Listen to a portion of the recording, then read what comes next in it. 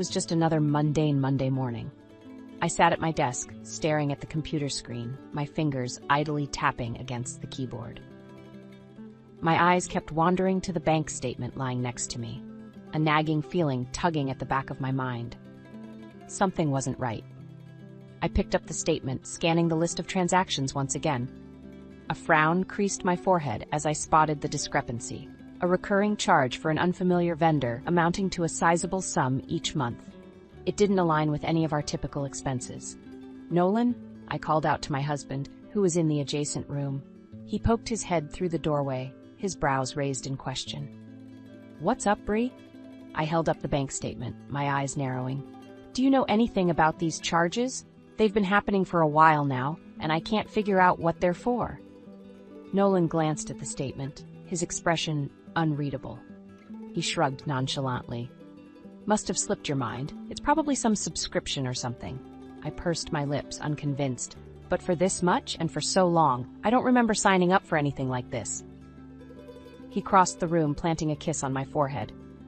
"You know how forgetful you can be sometimes," he said with a chuckle. "Don't worry about it, I'll look into it." His dismissive attitude only fueled my suspicion. I watched as he turned and left the room, a sinking feeling settling in the pit of my stomach. Throughout the day, my mind kept drifting back to the mysterious charges. Nolan's cavalier response did little to assuage my concerns. If anything, it made me more determined to uncover the truth. That evening, as we sat down for dinner, I broached the subject again. "So, did you ever figure out what those charges were for?" Nolan paused mid-bite, his eyes flickering briefly before settling on mine. "Nope, haven't had a chance yet, but I'm sure it's nothing to worry about." His lack of urgency only served to heighten my unease. "Nolan, we're talking about thousands of dollars here. How can you be so blasé about it?" He let out an exasperated sigh. "Brielle, I promise I'll look into it. But you need to trust me on this." Trust. The word hung heavy in the air, its weight pressing down on me. I wanted to trust him. I loved him, after all. But something deep within me refused to let go of the nagging doubt. As the days passed, the mysterious charges continued to appear, and Nolan's promises to investigate remained unfulfilled.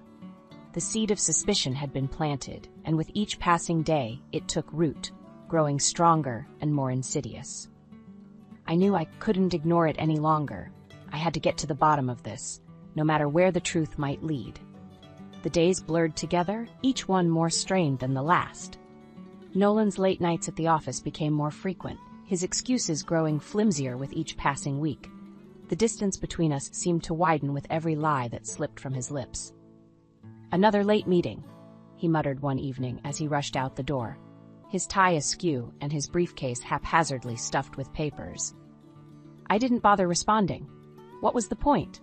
Theo, our 8-year-old son, watched his father's departure with a puzzled frown. "Mom, why is Dad always working so late?" I forced a smile, ruffling his hair. "He's just been really busy lately, sweetheart. Don't worry about it." But Theo's innocent question stirred something within me.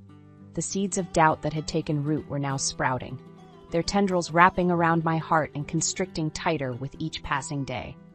A few evenings later, as I was tucking Theo into bed, he piped up again. "Mom, who's Cora?" I froze, my heart skipping a beat. "What did you say?" "Cora," he repeated, his brow furrowed. "Dad keeps talking about her at work." A cold chill ran down my spine. Pushing down the rising panic, I managed a strained smile. "I'm sure it's just someone from the office, honey, nothing to worry about." But as I left Theo's room, my mind was racing. Who was this Cora? And why was Nolan constantly mentioning her name? The next day, I confided in my best friend Elise over coffee. "Am I being paranoid here?" I asked, my voice trembling. "Or is there something going on that I'm missing?" Elise's expression softened with concern. "Bree, you know I love Nolan, but his behavior lately has been sketchy, to say the least. Those late nights, the unexplained charges, it's not looking good." I swallowed hard, my grip tightening around my mug. "And now this Cora woman? What am I supposed to think?" Elise reached across the table, squeezing my hand reassuringly. "Look, I hate to say this, but I've heard rumors around the office about Nolan being seen with another woman." The air seemed to be sucked from my lungs. "You're kidding." She shook her head solemnly. "I wish I were. It could be nothing, but..." Her words trailed off, but the implication hung heavy in the air.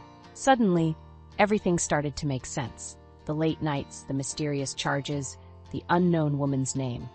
A sickening realization washed over me. Could Nolan really be having an affair? A few weeks later, I found myself at a company event hosted by Nolan's firm. I had been dreading the evening, but I knew it was crucial to put on a brave face, at least for the time being. As I mingled with colleagues and their spouses, my eyes constantly scanned the room, searching for any sign of the mysterious Cora. Part of me hoped she was just a figment of my imagination, a misunderstanding blown out of proportion. But deep down, I knew the truth was far more sinister. And then, as if summoned by my very thoughts, she appeared. A stunning woman in a form-fitting red dress, her dark hair cascading over her shoulders in perfect waves. She moved through the crowd with an air of confidence, turning heads wherever she went. My heart sank as I watched her approach a group of Nolan's coworkers, exchanging friendly banter and laughing at their jokes. This was her, Cora, the woman who had been occupying so much of my husband's time and thoughts. As if sensing my gaze, she turned and caught my eye. For a moment, her expression faltered, a flicker of uncertainty crossing her features. Then, as quickly as it had appeared, it vanished, replaced by a casual smile. She sauntered over to me, her hips swaying with each step. "Hi there," she said, extending her hand. "I'm Cora. You must be one of the wives." I forced a tight-lipped smile, grasping her hand briefly. "Brielle. Nice to meet you." Her eyes widened ever so slightly, but she recovered quickly. "Lovely to meet you too, Brielle. I've heard so much about you." The lie dripped from her lips like honey, sickly sweet and utterly false. Anger bubbled within me, but I kept my composure, nodding politely. "So, Cora," I said, my voice carefully measured, "how do you know my husband?" She laughed, a tinkling sound that set my teeth on edge. "Oh, we've been working on a project together for a while now. Nolan's just the best, always staying late to make sure everything's perfect." My stomach churned at the implication behind her words. So, this was the reason for all those late nights, all those flimsy excuses. Nolan had been spending his time with this woman, this Cora, right under my nose. "That's wonderful," I managed, fighting to keep the sarcasm from seeping into my tone. "He's so dedicated to his work." Cora nodded eagerly, oblivious to the venom laced in my words. "Absolutely. He's been such a great partner to work with." She leaned in conspiratorially, her voice dropping to a hushed whisper. "Between you and me, he's mentioned a few times how his wife doesn't really understand the demands of his job." My hands clenched into fists at my sides, nails digging into my palms. The audacity of this woman standing before me and essentially admitting to her role in my husband's betrayal was almost too much to bear, but I forced myself to remain calm, to play along. For now. I would have my revenge, but it would be calculated, precise. Nolan and his mistress would reap what they had sown, and the consequences would be devastating. The days following the company event were a blur of pain and anger. I could barely look at Nolan without feeling a surge of white-hot rage coursing through my veins. The man I had loved, the man I had trusted, had betrayed me in the cruelest way imaginable. I knew I needed to confront him, to finally bring this sordid affair into the light. But I also knew I couldn't do it blindly. I needed proof, evidence to back up my accusations. That's when I reached out to a private investigator, a discreet professional recommended by a friend. Within days, he had compiled a dossier of damning information. Photographs of Nolan and Cora together, receipts for lavish dinners and hotel stays, even records of suspicious financial transactions. Armed with this arsenal of evidence, I summoned Nolan home early one evening, my hands trembling as I laid out the incriminating materials on the kitchen table. When he walked through the door, his brow furrowed at the sight before him. "Bree, what's going on?" I took a deep breath, steadying myself. "You know exactly what's going on, Nolan. Or should I say, you and Cora know what's going on." His face paled, his eyes flickering towards the damning evidence. I don't know what you're talking about. Don't insult my intelligence," I snapped, my voice rising. "I have proof of your affair. The late nights, the unexplained expenses, the cozy dinners and hotel trysts. It's all right here." Nolan's shoulders slumped and he sank into a chair, burying his face in his hands. "Brielle, I'm so sorry." "Sorry?" I scoffed, shaking my head in disbelief. You're sorry? That's all you have to say after betraying me, after lying to me for who knows how long? He looked up at me, his eyes pleading. It's not that simple. We grew apart, Bree. You were always so focused on your work and I felt neglected. Cora, she made me feel appreciated again. My hands clenched into fists at my sides. So what? That justifies cheating on me. Lying to me, to our son? Nolan's gaze dropped, shame etched across his features. No, of course not. I know I've made a terrible mistake, but I want to make things right, Bree. I still love you. I laughed bitterly, the sound harsh and grating. Love me? You have a twisted way of showing it, Nolan. As I stared at the man before me, the one I had once trusted implicitly, I felt a steely resolve settle over me. This was not the end, not by a long shot. Nolan would pay for his betrayal, for the pain and humiliation he had inflicted upon me and our family. And I would be the one to make him suffer the consequences of his actions. In the days following my confrontation with Nolan, a cold determination settled over me. I would not be the scorned wife, meekly accepting his betrayal and moving on. No, Nolan would face the full consequences of his actions, and I would be the one to ensure it happened. My first step was to consult with a lawyer, a shark in a tailored suit, recommended by a friend who had gone through an ugly divorce herself. As I laid out the evidence of Nolan's affair and financial misdeeds, her eyes gleamed with a predatory hunger. We're going to bleed him dry, she assured me, a savage grin spreading across her face. He won't know what hit him. With her guidance, I began meticulously documenting every transaction, every shred of proof that could be used against Nolan. Late nights were spent poring over bank statements and credit card bills, tracking the money he had funneled away to support his dalliances with Cora. Nolan, oblivious to the storm brewing, continued with his routine, working late, spinning his lies, and no doubt reassuring his mistress that everything would be fine. Little did he know, the ground was crumbling beneath his feet. In the meantime, I took steps to protect myself and Theo. Quietly, I began siphoning funds into a separate account, squirreling away a nest egg for when the inevitable fallout occurred. I knew Nolan would try to retaliate, to punish me for exposing his deceit, but I would be ready. Elise, my ever-loyal friend, was a constant source of support during this time. Over coffee and tear-stained tissues, she listened as I poured out my rage and anguish, offering a steady shoulder to lean on. You're doing the right thing, Bree, she assured me, her eyes fierce with determination. That bastard deserves everything that's coming to him. With each passing day, my resolve only grew stronger. I was a woman possessed, driven by a burning desire for justice and retribution. Nolan had betrayed me in the most intimate way possible, and he would pay dearly for that transgression. The final piece fell into place when I secured copies of Nolan's employment contract and company policy documents. Hidden amongst the legalese was a clause explicitly prohibiting misuse of company resources for personal gain, a violation that could result in termination. A slow, savage smile spread across my face as I realized the devastating implications. Not only would Nolan face the consequences of his actions in our personal lives, but his professional world was about to come crashing down as well. With the evidence compiled and my ducks in a row, I felt a sense of grim satisfaction. Nolan had made his bed, and now it was time for him to lie in it. The only question remaining was how far I would go to ensure his rightful punishment was carried out. And the answer? As far as it took.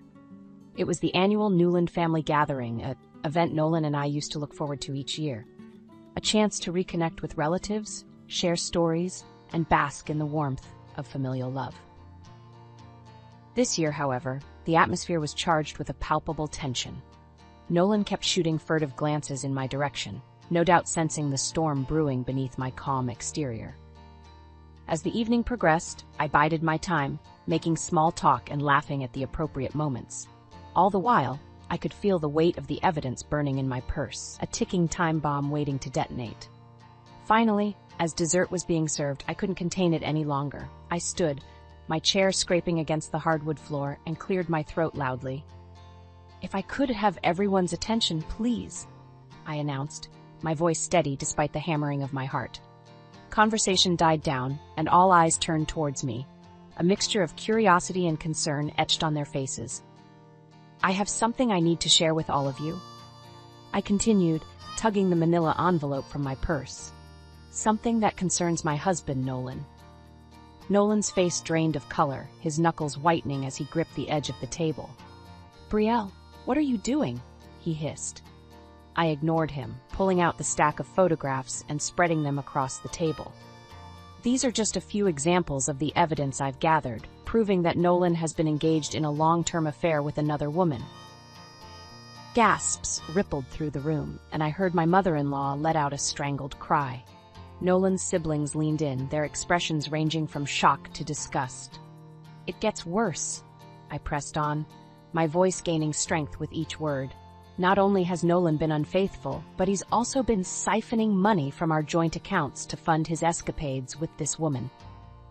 I produced the bank statements and receipts, laying them out alongside the damning photographs. Brielle, please, Nolan pleaded, his face ashen. This isn't the place. No, this is exactly the place, I snapped, rounding on him. You made your choices, Nolan. Choices that betrayed our vows, our family. Now it's time for you to face the consequences in front of everyone who knows us. Silence hung heavy in the air, punctuated only by the occasional sniffle or muffled sob. Nolan's head was bowed, his shoulders slumped in defeat. But I wasn't done yet. There's one more thing, I said, pulling out the final document, the copy of Nolan's employment contract. According to this, your actions constitute a gross misuse of company resources, which is grounds for immediate termination. Nolan's head snapped up, his eyes wide with horror. No, you can't. I can, and I will, I said, my voice laced with steel. You've left me no choice, Nolan. You brought this upon yourself. With that, I gathered my belongings and made my way towards the door, pausing only to look back at the shattered remains of my once happy family. I hope it was worth it, I spat, before turning on my heel and walking away, leaving Nolan to face the fallout of his betrayal head-on. The days following the family gathering were a whirlwind of activity. Nolan's betrayal had been laid bare for all to see, and the consequences were swift and merciless. I wasted no time in filing for divorce, citing irreconcilable differences and infidelity as the grounds. My lawyer, ever the shark, ensured that the proceedings moved swiftly, leaving Nolan little room to maneuver. He's finished, she assured me, a predatory gleam in her eye. We're going to take him for everything he's worth, and take him we did. With the evidence of his affair and financial misdeeds, I was able to secure a favorable settlement, full custody of Theo, the house, and a sizable portion of our assets. Nolan, for his part, seemed resigned to his fate. The once confident man was reduced to a shell of his former self, his arrogance replaced by a haunted, hollow look. Brielle, please, he begged during one of our meetings with the lawyers. Can't we try to work things out for Theo's sake? I fixed him with a cold, steely gaze. You should have thought about Theo before you decided to betray us. This is the bed you made, Nolan. Now lie in it. My words seemed to strike him like a physical blow, and he slumped back in his chair, defeated. But the true coup de grace was yet to come. With the divorce proceedings underway, I turned my attention to Nolan's professional life. Armed with the evidence of his misuse of company resources, I reached out to his firm's HR department, ensuring that the appropriate parties were made aware of his transgressions. Within days, the hammer dropped. Nolan was summoned to a meeting with his superiors, where he was confronted with the damning evidence of his affair and the financial trail leading back to the company. According to a friend who worked there, the confrontation was brutal, with Nolan's once respected reputation lying in tatters. In the end, he was given an ultimatum: resign immediately or face termination and potential legal action.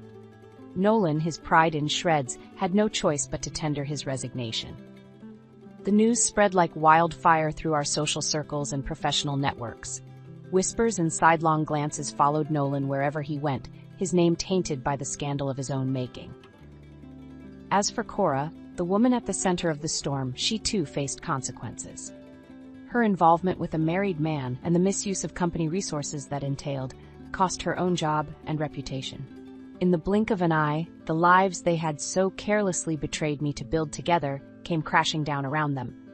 And through it all, I remained steadfast, ensuring that Nolan's transgressions were laid bare for all to see. He had made his choices, and now he would pay the price, in full and with interest. It was a harsh lesson, but one that he had brought upon himself. And as I watched him grapple with the fallout, a part of me felt a grim sense of satisfaction. Justice, it seemed, had finally been served. The dust had finally settled, and the divorce was finalized. As I stood in the courtroom, listening to the judge's ruling, a sense of relief washed over me. The nightmare was over, and I had emerged victorious. Full custody of Theo, the house, and a substantial portion of our assets. It was more than I could have hoped for. Nolan, on the other hand, was left with little more than the tattered remnants of his once promising career and a mountain of debt. As we exited the courthouse, Elise was waiting for me, her face beaming with pride. "You did it, Bree," she exclaimed, pulling me into a tight embrace. "That bastard got exactly what he deserved." I nodded, my throat tightening with emotion. It's over, finally. In the weeks that followed, I focused on rebuilding my life, piece by piece. With Nolan's financial support, I was able to quit my job and take some much-needed time off, allowing me to be there for Theo in a way I hadn't been able to before. My son, bless his heart, seemed to be handling the upheaval remarkably well. He was too young to fully grasp the complexities of what had transpired, but he knew that his father's absence was a result of his own actions. "Daddy made some bad choices," he said to me one day, his brow furrowed in childlike contemplation. "But you're here for me, Mom. That's what matters." Those words, spoken with such innocent wisdom, filled me with a sense of pride and determination. I had fought tooth and nail to protect my family, to ensure that Nolan's betrayal didn't rob Theo of the stability and love he deserved. And now, as I looked towards the future, I saw a world of possibilities opening up before us. With the financial settlement and the weight of Nolan's betrayal lifted from my shoulders, I felt a newfound sense of freedom, a liberation from the shackles of my past. No longer was I the dutiful wife, blindly trusting and turning a blind eye to the harsh realities around me. I was a survivor, a fighter, a woman who had stared down adversity and emerged stronger for it. In the months that followed, I secured a new job, one that allowed me the flexibility to be present for Theo while still pursuing my own ambitions. It was a fresh start, a clean slate, and I embraced it wholeheartedly. As for Nolan, his life had crumbled around him, the consequences of his actions too severe to brush aside. From what I heard through the grapevine, he had been forced to take a menial job, his once promising career in ruins. Cora, too, had disappeared from the picture, her own reputation tarnished by the scandal. A part of me felt a twinge of pity for them, but it was quickly overshadowed by a sense of vindication. They had made their choices, and now they were living with the fallout. As I looked back on the tumultuous journey that had brought me to this point, I realized that I had emerged not just victorious, but transformed. The naive, trusting woman I had once been was gone, replaced by a fierce, self-assured version of myself. I was no longer a victim, but a survivor, a role model for my son and a testament to the power of perseverance in the face of adversity. And as I looked towards the future, I knew that no matter what challenges lay ahead, I would face them head-on, armed with the strength and resilience that had carried me through my darkest days. The path ahead was uncertain, but one thing was clear. I was in control of my own destiny, and nothing would ever shake that foundation again.